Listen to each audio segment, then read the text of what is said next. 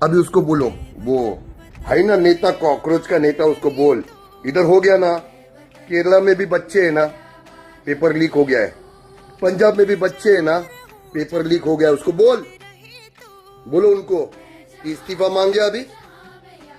देखता ये असली एक बाप की औलाद है कि इसको पाकिस्तान से भेजा था किसने, इसके माँ के पास।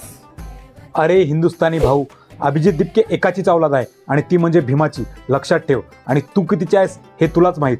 अभिजित दिपकेने जे आंदोलन केलं होतं ते भारतातील शिक्षण व्यवस्था आणि भारताच्या केंद्रीय शिक्षण मंत्र्याचा राजीनामा द्यावा म्हणून केलं होतं. ते फक्त नीट एक्झाम पेपर लीक झाला म्हणून नव्हतं. भारतातील जेवढे एक्झाम पेपर लीक होतात त्यांच्या विरोधात होतं.